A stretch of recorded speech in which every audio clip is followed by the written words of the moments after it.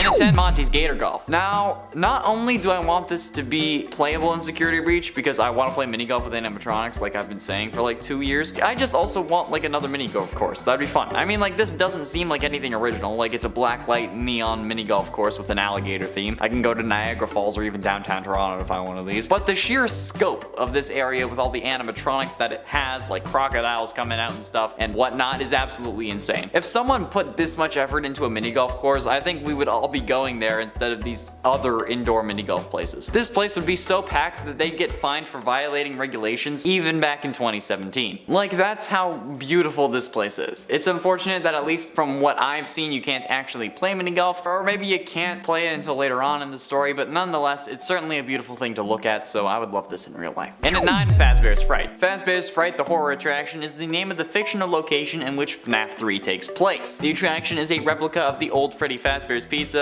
or a replica, located inside an amusement park, meant to revive the decades-old legend that surrounded the establishment. Outfitted with old animatronic parts and suits, as well as dim lighting and true-to-life decor, patrons would walk through the building like a haunted house, reliving the nightmare of 30 years ago. Fazbear's Fright consists of a collection of hallways and the office, along with several large vents. Any of these areas can be viewed by the use of the monitor, which is located on the right side of the office. The establishment also appears to be quite large and well-funded, boasting 15 cameras, which can view both the hallways and vents, not to mention multiple vintage animatronic heads and suits, including several seemingly authentic remains from both the first and second game's pizzerias. It's also assumed that it is the second Freddy Fazbear's Pizza location, like the second one in total, not the second game, since it was the building that William was locked in. Now, I'm not down for scary stuff, especially stuff where I can actually die, but if you make it safer, then I would actually be down for like a haunted house-like thing. I'd be down for that. And at 8, Phaser Blast. Phaser Blast is one of the many locations inside of Freddy Fazbear's Mega Pizzaplex. I mean, like, some call it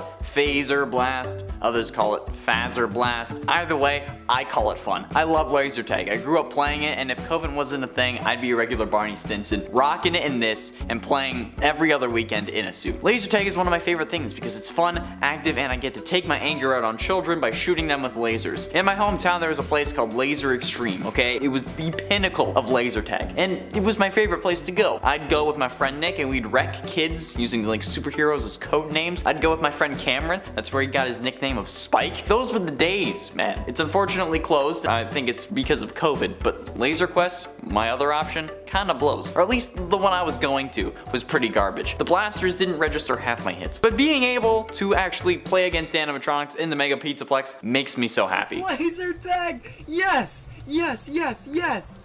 Especially if we get like a VR port of this game, or like a VR fan game version of just specifically laser tag. I don't care about the rest of the game, just specifically laser tag in VR. I need that, please. And at 7, Roxy's Raceway. Roxy's Raceway is a large indoor go-kart track and one of the many locations inside of Freddy Fazbear's Mega Pizzaplex. It appears in FNAF Security Breach, and the hallway leading up to the area is decorated with speakers, tires, trophies, and motorcycles. The raceway itself is a Wild West themed go-kart track decorated with neon purple lights, because that's kind of her thing. The Glam Rock Beauty Salon is also located here, but in my hometown we have a place called Neb's Fun World, and actually it's kind of like the Mega Pizzaplex in a lot of ways, but instead of animatronics, it's focused on bowling. But they also had a go-kart track, much like Roxy's Raceway, and honestly I never got the chance to try it from what I remember at least. I begged, but I never could. So if Roxy's Raceway was real, you know damn well I'd be the first there, and I wouldn't have any mercy. You think you're gonna get ahead of me? Just wait, I brought banana peels from home.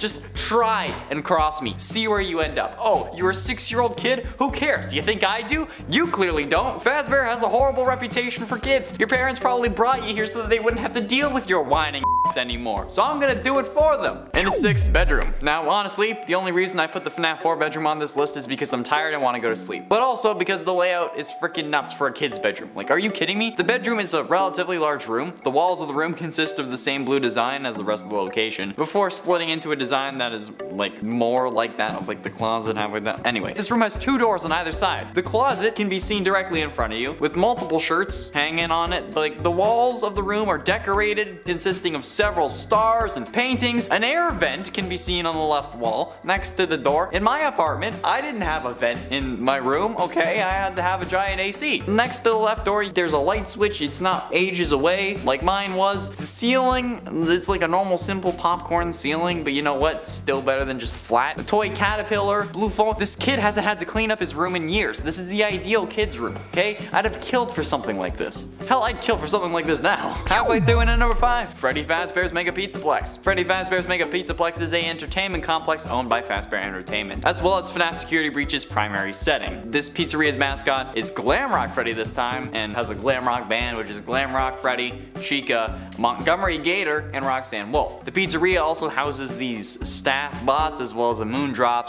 / Sunny Drop animatronic, Music Man, and Music Man Spider.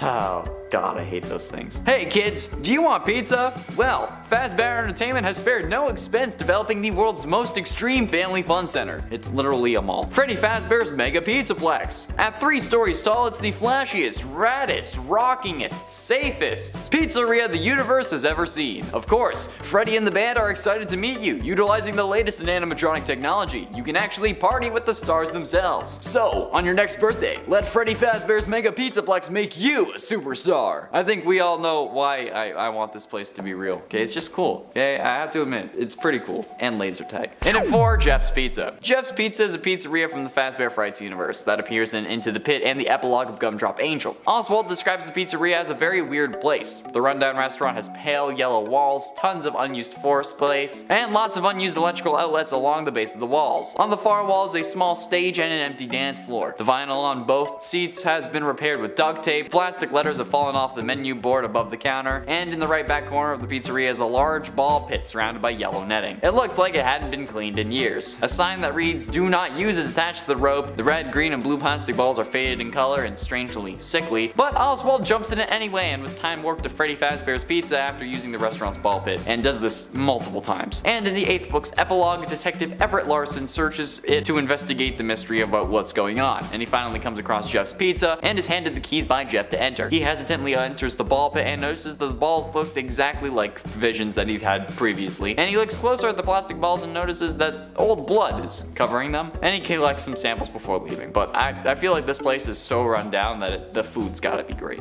so I kinda want it. Getting close to the end in number 3, Circus Baby's Pizza World. Circus Baby's Pizza World was a location created by William Afton after the closing of the first Freddy Fazbear's Pizza. The grand opening of Circus Baby's Pizza World was apparently cancelled due to reported gas leaks in the building. Sources close to the establishment questioned the report though, saying that the strange activity around the area at night suggested something else was to blame. One local is quoted by saying, "Everything just stopped. There was so much excitement built around the place opening, and then they just stopped talking about it. There was only a handful of people that ever got to look inside, kids from here and there, making sure everything worked right, you know? I guess they weren't quite as ready as they thought they were." A tenant from across the street claims to have witnessed a large group of cars surrounding the building during the night, and large pieces of equipment being taken out of the building under tarps, which is kinda weird. And a few weeks later, the building was for sale. And while Afton's daughter might have died due to the baby animatronic, I think it would have still been nice to have a Circus Babies to visit. Even if it was designed as a murder den, but like, hey, I can get over that. But ultimately, into number 2, Fall Fest. If you're unaware or just forget, the Fall Fest I'm referring to is the centerpiece of the FNAF VR Curse of Dreadbear DLC. The main hub for the Halloween-themed area is the Fall Fest, and sits outside what looks to be a farm. Many pumpkins and hay bales litter the area, and I mean they literally have a corn maze, and I feel like that's like a farm thing. And to the left, the player can find a tractor and a blood moon, hanging in a green sky of all things. To the right, a barn can be seen, which is actually the location of the prize room for this mode, and behind the player is a small wooden stage with a banner over it reading Fall Fest 83, although I just want a Fall Fest any year. And a rusty car with headlights next to it. Behind the level select, you can see a scarecrow, and way back in the distance, a house on a hill that looks strikingly similar to the house featured in the menu for Five Nights at Freddy's 4. The blacklight mode switches the game between the standard menu and the blacklight menu, however there are no blacklight levels to play. This switch is just a way to actually activate Easter eggs, but I still want to have like a real FNAF Fall Fest in in this world. So like, can we do that next year if the world allows it? Cause that's kind of dope.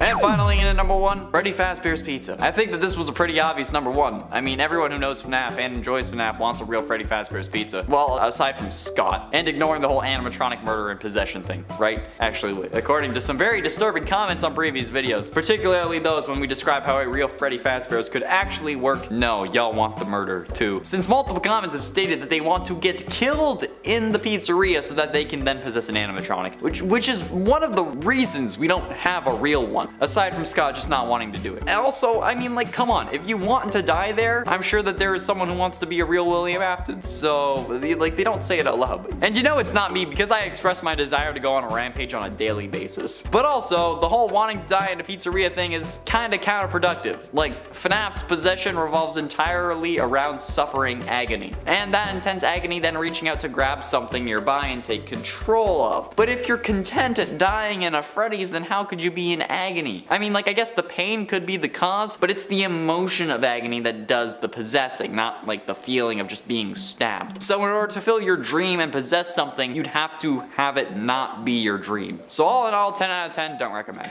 And at 10, Scrap Baby. Scrap Baby is a creepy animatronic. No ifs, ands, or buts about it. Scrap Baby is by far creepier than the normal baby animatronic, and this costume certainly does it justice. Animatronics are a difficult costume to really make, since we're people, and unfortunately do not have robotic limbs for the most part. Or if we do, we typically try to make it look like a real leg instead of a robot leg. But a Scrap Baby is even more difficult since, you know, it's a scrap animatronic, and it has a giant freaking claw in its hand. Scrap Baby is a very damaged and recycled version of Baby with a realistic reddish orange kind of bodysuit, light blue stuff, yellow pigtails, and okay, she wears an orange top with red frills, and it's just super damaged. Okay, like this, she's very damaged.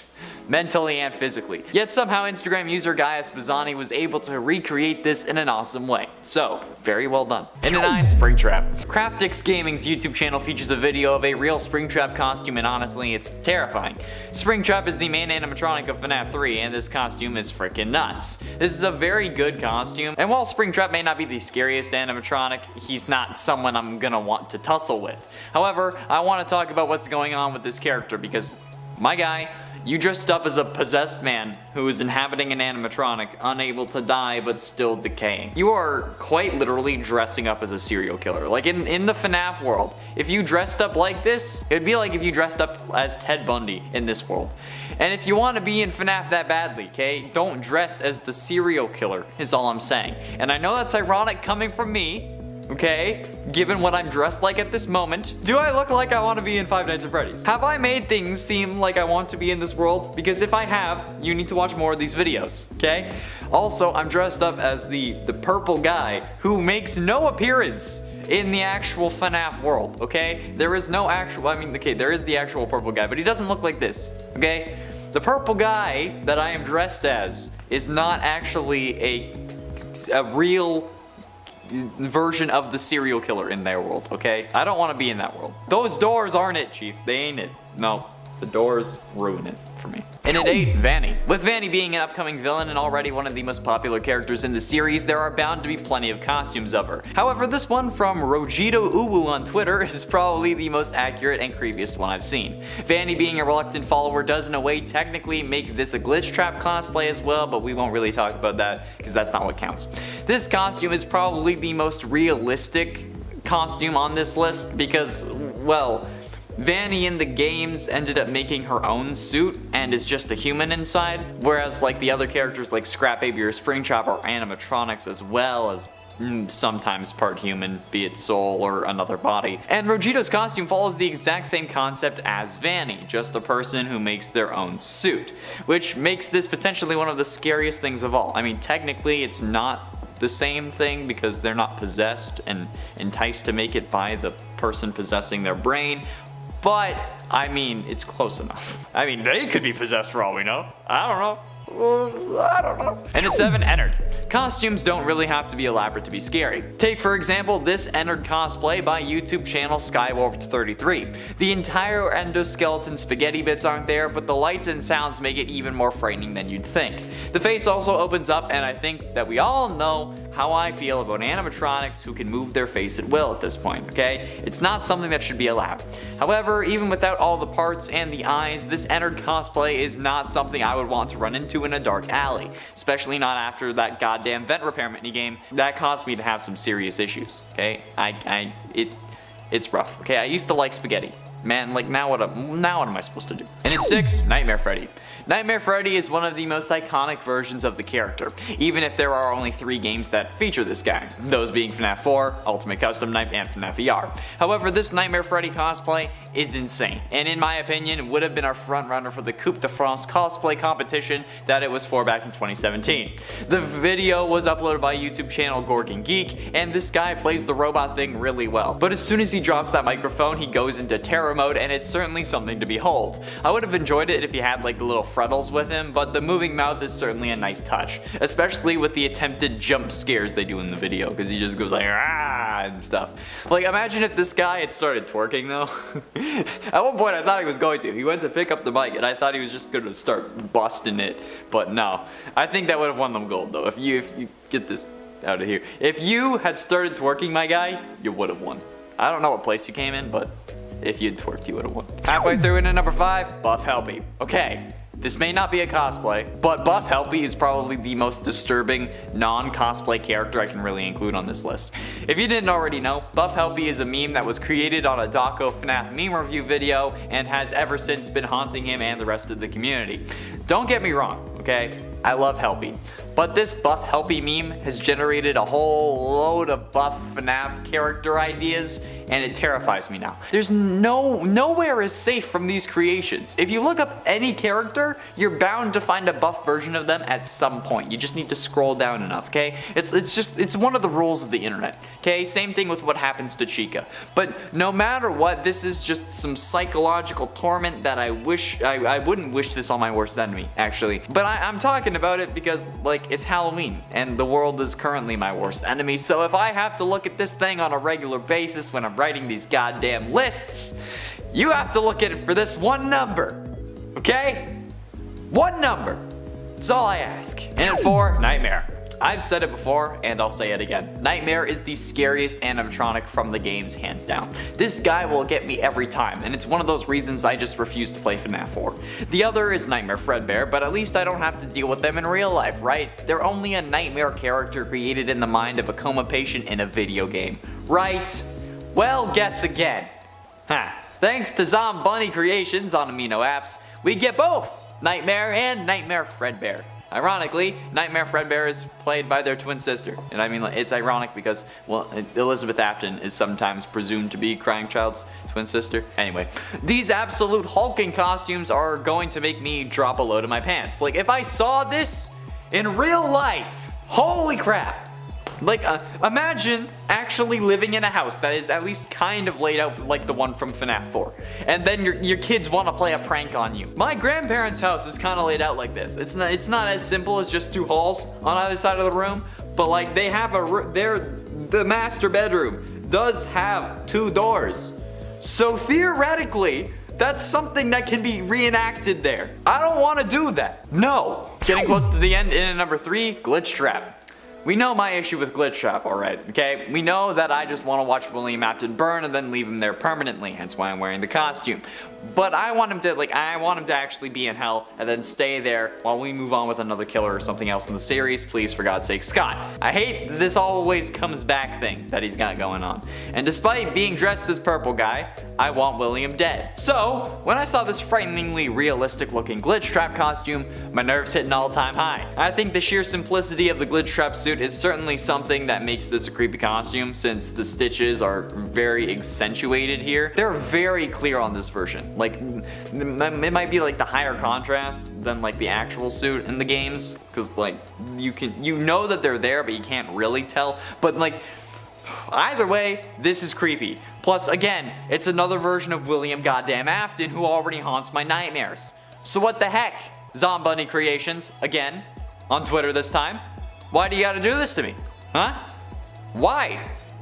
Bro? Penultimately, in at number 2, Twisted Freddy. Holy ever living hell, okay? This is a horrific masterpiece that I could only hope to achieve. This full body Twisted Freddy costume is probably one of the most horrific FNAF costumes I've ever seen. Especially because I believe that the twisted animatronics are probably the scariest version of the animatronics present in the novels, and a solid tie for the scariest animatronics alongside the nightmare ones from FNAF 4.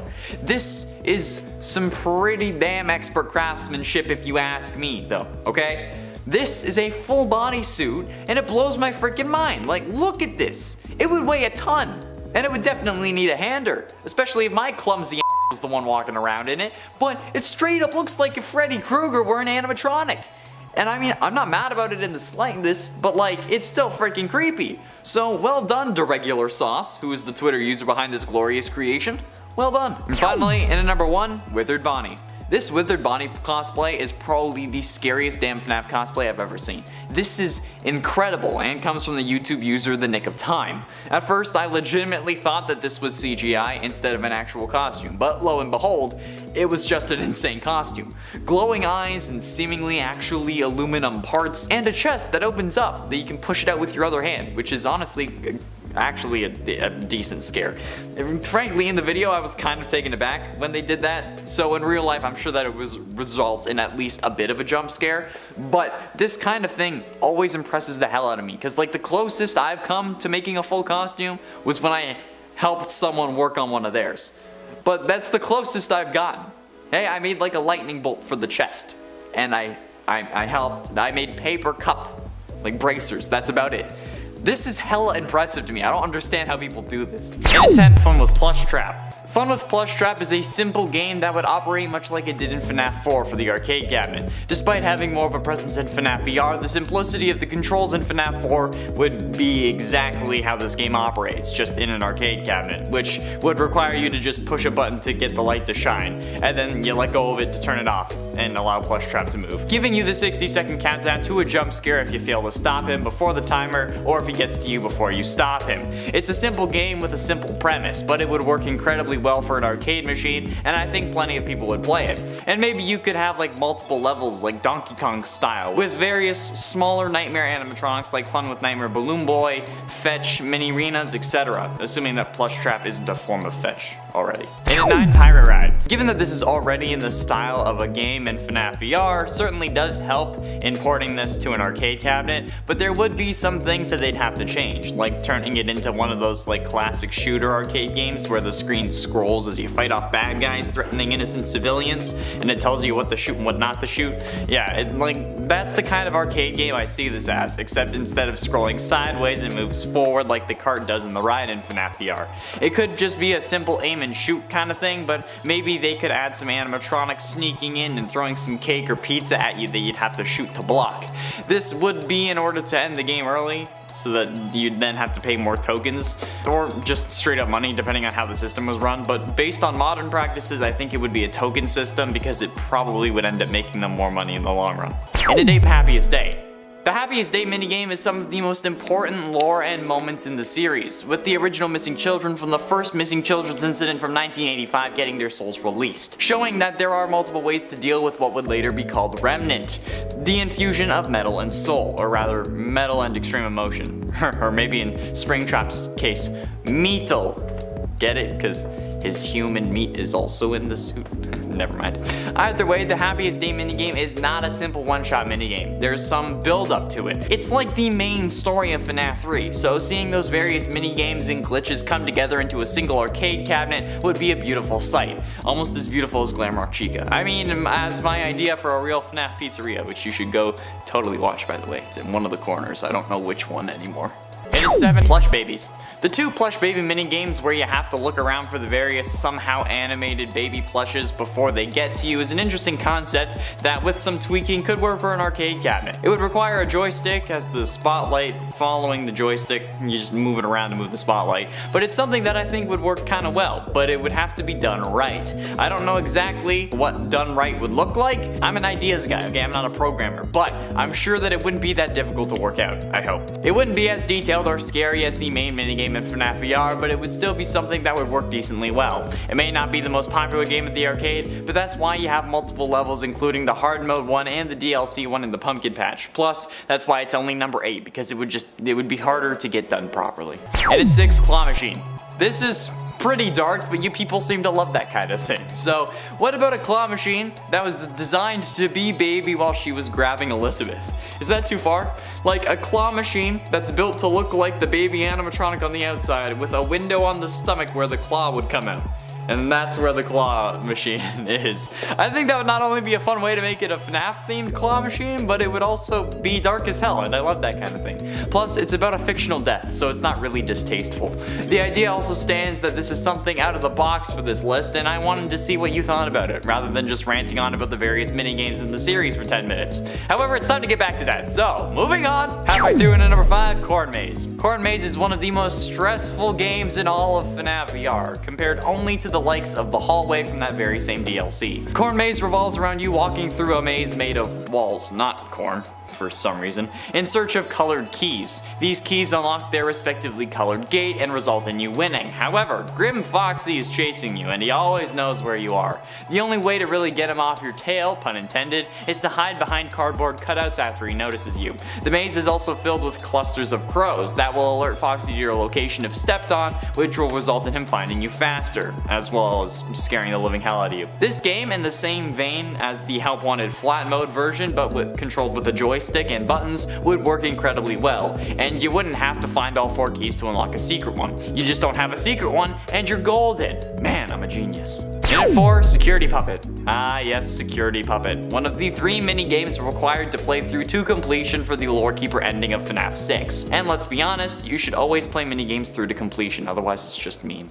The Security Puppet minigame was pretty simple. Keep the assigned child away from the exit. However, the only catch is that there was no assigned child until the 3rd time booting up the game, where the child will already be outside, thus you failing. We know that this child is Charlie, who goes on to possess the puppet, and this was the only time we've seen a kill from 2 different angles. However, a game kind of like a Where's Waldo kind of thing with security bracelets seems like a wonderful and simple idea, especially when we know what the character is really trying to prevent. Would there be a green bracelet character, or would we only be looking for the green band? I don't know, it would be up to Scott. Also, Scott, or I guess whoever takes over next, please do this. Getting close to the end in number 3, Deliver Pizzas. The mini game that opens FNAF 6 isn't like anything else we've seen. Okay, well, it's kind of like Take Cake, but this time you're throwing pizzas at kids' screaming faces, and honestly, I love that idea. The fantasy of throwing a pizza in the screaming kid's face has been present ever since those little buggers in my old building bounced their basketball off my door and made my dog go absolutely nuts.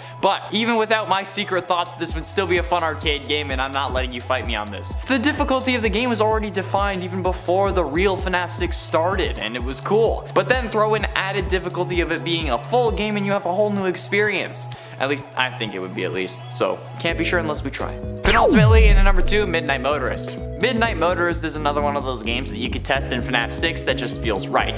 The game is pretty simple, but it's certainly exactly what we need in an arcade cabinet at a pizzeria. A game for the short attention span of a child. You simply drive around until you run into 3 things, then boom, it's game over. You get tickets based on how far you went, or it's one of those lame ones where you don't get tickets at all because there's no feasible way to calculate that, which would also be kind of understandable. Or you just get 3. You know the ones I'm talking about. Midnight Motorist would make a good arcade game aside from the whole yellow guy mustard man debacle, so cut that part out and you're in the money, baby. Go forth and collect the king's tax of tickets and tokens. And finally, in at number 1, Fruity Maze. Fruity Maze, I think, was the obvious first choice here because while yes, the game does progressively get darker, it doesn't have to. You can stick to the original level 1 Fruity Maze motif, add a proper goal or objective, and then have a weird FNAF version of a Pac-Man style game. Boom, you're done.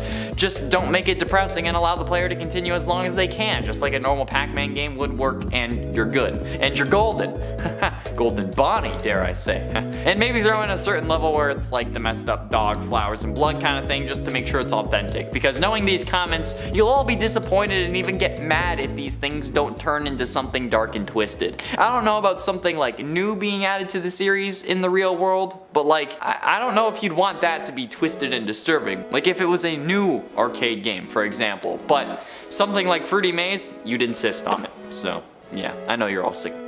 and I love you for it. So there's always been this desire from the community for a real Freddy Fazbear's, and it's been present since the first game, because for some reason they all think that it's a good idea to have a restaurant whose fictional series is built around the murder of unknowing kids to have a real world counterpart. And while I do believe that it would make an incredible amount of money, and it could be an outlet for Scott to divulge some more lore to us, there are plenty of sick people out there. So sick in fact that they might just want to recreate the games and may just take on the role of William Afton. And plenty of people have said that they're willing to die at a real Freddy Fazbear's as long as they get to contribute to making the FNAF story real. And that's honestly probably why Scott has at one point said that he didn't want to make one.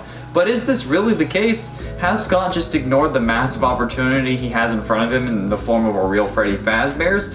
Well, maybe not, but it's definitely not going to happen anytime soon.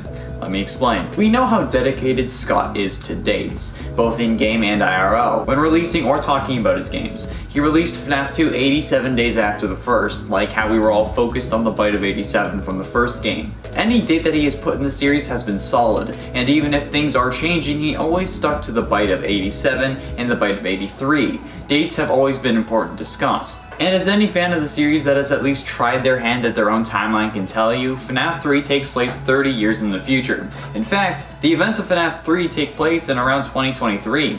And while that's quite the coincidence in-game, because like 30 years in 2023, I don't know why I think there's a coincidence. I think just maybe because they both have 3s. Anyway, the thought is that perhaps, while we may not get a real Freddy Fazbear's this year or the next, that 2023 is a possibility for when a real Freddy Fazbear's or even a real Fazbear Frights could open.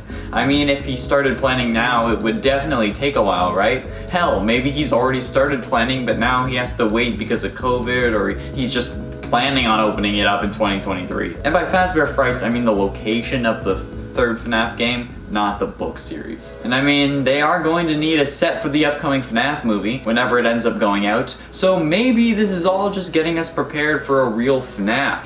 I mean, there was that Nicolas Cage FNAF movie ripoff that I'm sure was just a cash grab trying to capitalize on the FNAF movie hype before the actual FNAF movie came out. But could this be what Scott was planning from the beginning? Getting everyone hyped for the possibility of a real location, or what a real location would look like in his mind with the movie and the books which expand on the lore, because he was planning to open one for 2023 at the same time that Fazbear Frights would have opened in the FNAF universe. It would make sense, especially for Scott. And he's really running out of ways to give us more lore hints at this point. He's already released 3 full novels along with like 9 books that all have 3 shorter stories inside. And those, and especially the Fazbear Frights books, yeah, don't think I didn't notice the name, all had insane lore clues that helped us distinguish parts of the series that we've been previously confused about. Like how William had survived being in a blocked off room for 30 years without food or water because he was possessed by a kid. It also explains how he survived the fire from FNAF 3 and FNAF 6, and how he managed to get a hard drive in order to possess it before FNAF VR, so it could get scanned into the game and then he would become basically immortal. But now we've seen source code being used as a clue, the names of photo files that we've had to access with Notepad being a clue,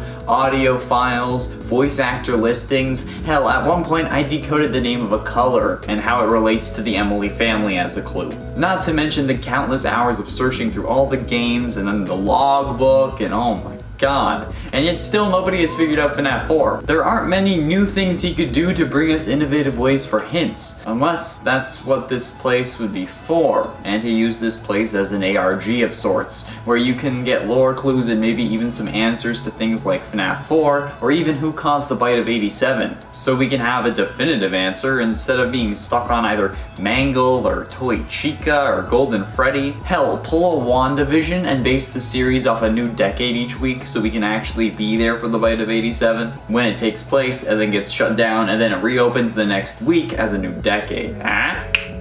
And for those people saying Scott already said he wouldn't do it, first of all, people change their mind all the time, whether the reason is financial or not, and this place would be a huge success, especially after Chuck E. Cheese closed over like 30 locations. The timing couldn't be better at this point, honestly. The big problem with this is the danger, and while I'm sure Scott would have as many security measures as he could, we need to remember what the story of the games is. It's about kids dying in these restaurants, and by one of the creators of the restaurants no less. I'm sure that Scott doesn't want to end up like Henry, These issues only heighten when you look at the discussions on this. I've seen comments on our videos talking about how they'd be happy to get stuffed inside of Freddy, and how they'd just be happy to die in Freddy Fazbear's. I'm not even going to make a joke about how you would rather want to be stuffed into Toy Chica, but also the comments about how they want to kill someone in a FNAF location, or how they want someone to kill someone in a FNAF location.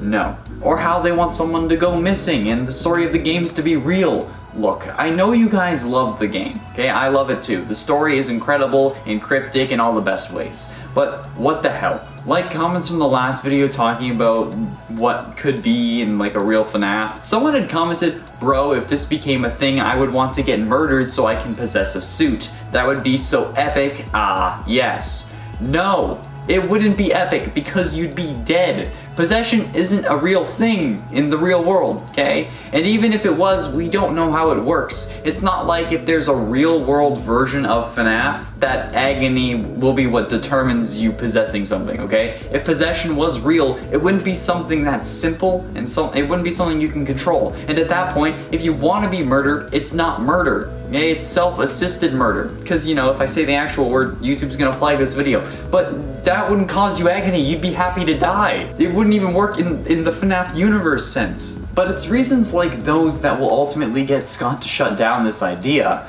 permanently. And even if they're meant as jokes, he probably wouldn't want to take the chance because, well, they may not all be jokes. And if anyone got hurt or worse because of something he opened, honestly, I don't think any of us would be able to forgive ourselves if we were the cause of that. Like if we were in Scott's shoes and we opened a Fazbear restaurant and then someone ended up getting killed because of the games and the restaurant, I wouldn't be able to handle it, I know that. Even for asking for it so much that he felt like he had to do it. So stop saying crazy shit like that. You know for a fact that you don't want to get killed at the place, even if it's what the original games do or whatever. That's not fun, it's not cool, don't say it. It won't help the situation. So if you really want a real FNAF, stop saying it so you can get killed there, okay? I can't believe that I had to say that. So is there a secret plan to open a real FNAF location in 2023? Probably not, but there very well could be. So if you want to see it happen, let us know below. And let us know what you'd like to see if there was a real FNAF. Like, what would you want to see in the restaurant? Would you go there for the pizza, for the games, for the characters, or would it be for the horror nights? And if you don't know what I'm talking about, be sure you check out the real Chuck E. Cheese location that could become FNAF, which is currently a 2-part series on the channel, going over what could happen if Scott made a real Chuck E. Cheese, and what could be inside and how it could work. I didn't really go to school. I went to school for advertising. There are plenty of people who'd like a real-life Freddy Fazbear's Pizza, and honestly, it could be closer than we think. Whether it's being delayed because of COVID or some other factor that we can't account for, a real-life Freddy Fazbear's would be fun as hell, no pun intended. There were people asking matpat and Scott to work together to make it happen, but guess what?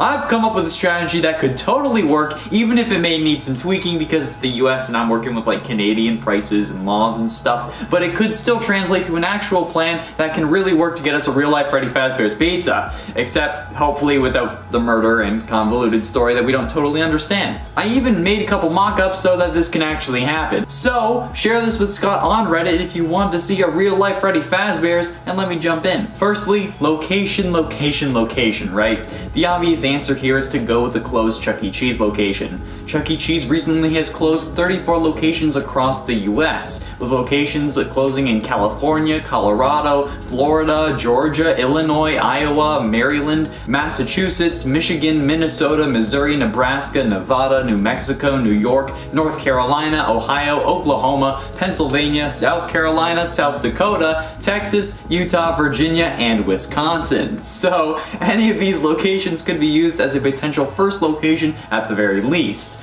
with some states having multiple closures. Buying one of these locations would be expensive, and online I couldn't find any real reports on how much it would be. You'd have to work that out with Chuck E. Cheese. However, to open and operate a Chuck E. Cheese location would range from $1.17 million to $1.83 million, with a franchise fee of $800,000, according to Chuck E. Cheese's section of franchisehelp.com. So assuming the higher end of the price range, this would require an investment of around $2.63 million, not taking into account that these locations are closed and they're probably just looking to break even on it and maybe not make money. But which state should we be selecting? Well, looking on Google Trends, we can actually see what states search for Five Nights at Freddy's the most. Looking for the search term Freddy Fazbear's Pizza, since you know that would be the name of the location, we see Virginia searching it the most over the past 12 months as of April 2021, followed by Florida, Pennsylvania, Illinois, and Texas in that order. Comparing that to our list of states, Virginia is the state with the highest search and has a close location in Fredericksburg.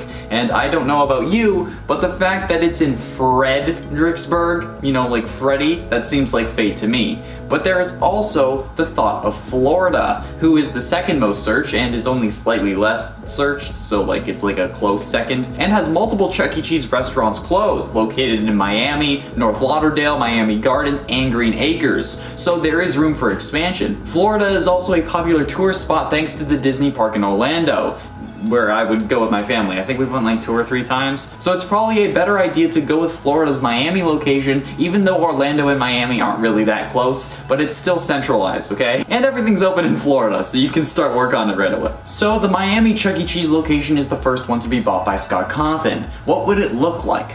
Well, many fan creations always make it appear the same as just a normal Chuck E. Cheese, but replacing the logo and text. Probably the most famous one being the image used in MatPat's old FNAF theories. But we could take this one step further. Since the inside of the restaurant is already seen in-game, we can take that same design concept and just convert it to real life. I feel like that's pretty obvious. With the red and black squares along the wall, potentially outlined with additional decoration. You would also need to either replace or repaint the tables and booths and stuff like that, along with replacing the posters on the wall and the banners hanging above. The purple would also be changed to another color, most likely red, or maybe more of the red and black square pattern we see along the walls in the first couple games.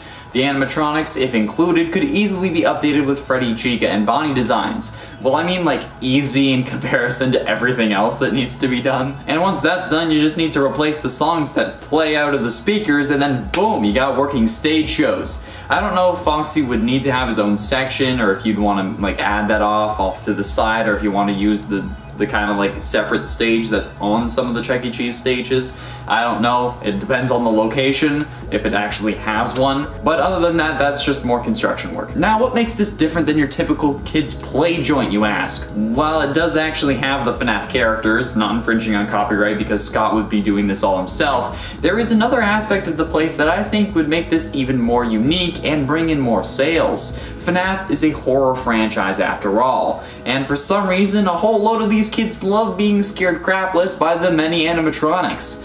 So why shouldn't this location offer a spooky surprise for anyone willing to come after dark?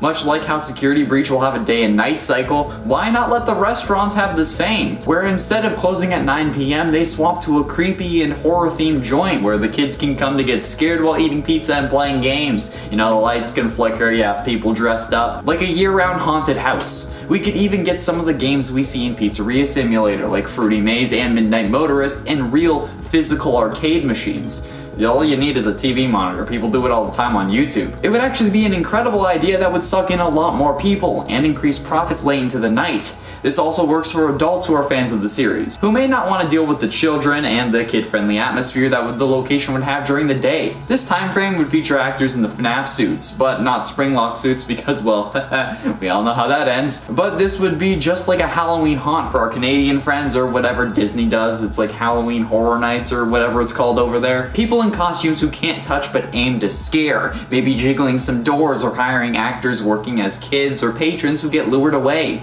maybe even making a Nightmare Fredbear suit. There is so much that you can do.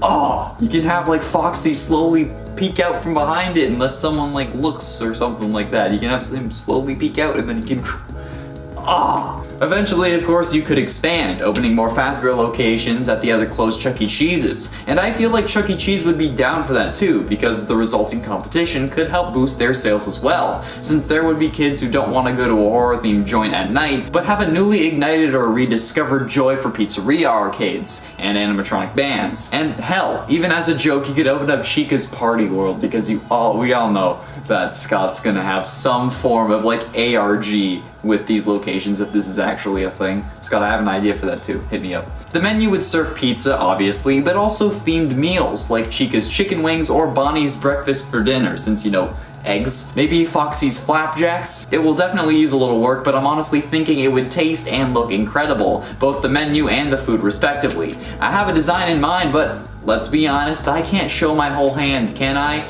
No, I actually gotta leave some stuff to actually hopefully make this a thing. So, cause you know, if there's some mystery, Scott might actually like, you know, cause we all know how he loves mystery. And Scott, by the way, I'm happy to help. I love this series and would travel to see a Fazbear restaurant like this happen. And if you go with the Florida location like I suggested, everything is open, so you're already good to go. Maybe not morally speaking, but just like roleplay William Afton and you'll be fine. So, share this video with Scott on Reddit and any other media you can so he can help see it. Sky Daddy Scott, please make this a thing and please let me help. I promise I will be professional and I won't actually call you Sky Daddy Scott to your face. If you want to work together, feel free to message me on Instagram since the channel doesn't really have an official Instagram, or shoot us an email and I'm sure we can work something out. However, now I'm gonna move on to reading out some comments from previous videos. XX Wingpaw XX Kit Kat said, Chris Afton is Sammy Emily because William Afton kidnapped Sammy Emily, but why would William kidnapped Sammy Emily? The only canon name in that sentence is William Afton, so I'm just gonna ignore the rest. Ben Murray said, y'all are pumping out the FNAF content. I love it. It's what the people want. It actually got so bad that people were messaging me on Instagram asking when the next FNAF video was going to be. And then they started commenting on my personal videos on my personal channel asking for more FNAF. So, yeah, I think we're gonna keep going with it. Blue Thunder said, if you had to be stuffed into one animatronic, which would it be? Probably Golden Freddy, because my body is unanimated and lacking life. And honestly, that's how I look when I'm working. I just sit there like this, just... That's me. The Masked Pupil Ari the Robot said, who would hate on Connor? People who can't spell my name correctly. Nah, I'm kidding. Even though it's at the beginning of every video. Sorry. People who hate on me are obviously people who don't understand quality content. I can't say that with a straight face. The menu is simple, since it's on a monitor and needs to be seen at a distance, with a red border and simple sans serif text describing the various dishes and listing prices, with images of the dishes of the 4 major characters on each of the screens. Freddy's Pizza, Chica's Chicken Wings, Bonnie's Breakfast for Dinner, and Foxy's Ultimate Nachos. I was going to do Ultimate Fries, but kids are going to find nachos more exciting than fries, even if the whole alliteration thing makes sense. And while the horror events are focused on adults, the majority of the fan base and patrons are going to be children. Hopefully not missing ones. Obviously, you can also offer alcoholic beverages like beer and perhaps margaritas for the parents of the kids during the day, and all the adults that will be coming in during the horror nights, more on that later. But other than that, it's a fairly straightforward menu. The menu has to be simple for the kids and anyone looking from a distance, and this is the kind of stuff I actually went to school for. I went over the interior design in the last part briefly, but only offered ideas instead of actually providing examples. So let's do that. Like I said last time, I think the purple sections of the wall should be replaced with red and black squares like we see in the original maps. And the white and black squares with the red outlines on the walls should go around the joint as well. We've seen the interior in the first few games, so we might as well just recreate something similar. The booths could just be repainted, or they could be separated into sections based on what animatronic is your favorite. Same with the party tables, with sections for Foxy, Bonnie, Chica, and Freddy, with posters for each characters indicating those sections, as well as banners to indicate it overhead so you can see it at a glance. The stage may come with a separate section for Foxy known as the Galaxy stage for Chuck E. Cheese, which would easily be converted into Pirate's Cove. It's already a circle, you just put up a curtain. The arcade is probably the biggest reason anyone went to Chuck E. Cheese, the second being the recycled pizza conspiracy, and the third being because of the characters. However, the kids this time around will be coming for the FNAF characters and be staying for the arcade. The arcade could be filled with the normal games we see at normal Chuck E. Cheese's: skee-ball, whack-a-mole, basketball, knock-a-clown, all the rest. However, the biggest showstoppers could be FNAF-themed versions of these games. Whack-a-mole could be Whack-a-mini-rena, and Knock-a-Clown, you know, the one where you like throw the balls at the clown or like you throw them at his teeth, could be Popping Balloon Boy's balloons. There could be a photo booth that puts a nightmare animatronic or springtrap behind the people in the booth for a real scare, and you could include custom games like Fruity Maze, Midnight Motorist, and Security Puppet. There are plenty of people who've made their own arcade cabinets. Take this one from the YouTube channel I Like to Make Stuff. Bob does an incredible job. And all Scott would really need to do is code full versions of these games. Oh no, a game dev having to code new games, so difficult. Actually, not even new games, games that he's already made, just full versions. The games would be incredibly popular and would result in high revenue since they wouldn't really provide tickets, so they'd just be spending coins to play real FNAF games, but getting nothing other than that in return so your prize counter doesn't lose anything. This is how the businesses think. They could also make machines for arcade versions of the original FNAF games, maybe having buttons that flip through cameras and you need to find Foxy before he gets to you or something along those lines. The prize counter could have a real version of the FNAF puppet box there, playing its signature music to provide a reason for why it's still closed. However, this could potentially be opened at night during the horror nights. If not, the person working at the prize counter could simply be dressed like the puppet. The prize counter could offer things similar to the one from Help Wanted, and offering signature items such as stuffed baskets of exotic butters, which have already been made by Funko. They could also offer FNAF Funko Pop figures, with rarer ones being valued higher, as well as potentially Switch and console versions of the games, along with the smaller prizes that are just meant to keep people from getting the big prizes by saving up. You know, the kids will impulse buy them. That's why they're there. This could also feature recreations of things like the Lore Keeper ending certificate, which you could potentially get by presenting something given to you after beating all 3 of the FNAF 6 games. You know, the ones in the custom cabinets I mentioned. There is way more we can talk about this, trust me. Now, the horror nights are what I find the most interesting out of these new ideas, with maybe these happening once or twice a week instead of every night like I said last time, thinking logistically and knowing that most people won't want to work all the nights. 9 p.m. would be when they would normally close, so instead, how about closing for an hour while the team sets up for a special treat for all who dare to return? The restaurant could be lit with black lights, revealing blood stains on the wall along with handprints and maybe some text written in blood, or paint that shows up under a black light, and not during the day. The lights in the bathrooms could be flickering, and most of the arcade machines would be off, aside from any that make loud noises, distract well, or could scare you. Skee ball, basketball, balloon popping for example, as well as any custom ones like the FNAF 6 Lore Keeper minigames, or if any of the 8-bit minigames from FNAF 2 were recreated. Obviously, they would include jump scares at the end. The food would be limited to whatever you wanted, probably taking away the breakfast for dinner, and you could have actors walking around in nightmare-themed suits, with the animatronics programmed to make sudden movements, since they need to move to keep their servos from locking up, but they can't really walk around. The music that plays could be replaced with atmospheric and scary themed music, like what we use for our videos, with periodic screams and maybe a couple faded door shakes and calls from Phone Guy, making sure that Scott Cawthon makes an appearance in the first Freddy's location. This would be the first pizzeria to do something like this, as of my knowledge, and the possibilities are endless. It would be a great first date as long as you're both into it, and it would increase profits tenfold, basically turning the place into a diet bar with horror elements, keeping the place open until 2 a.m. when you have last call at 1 or 1:30. I don't know how bars work. I turned 19 and then I didn't really go to bars, and then the whole pandemic thing happened, so I can't really go to bars now. Yeah, I don't know how bars work.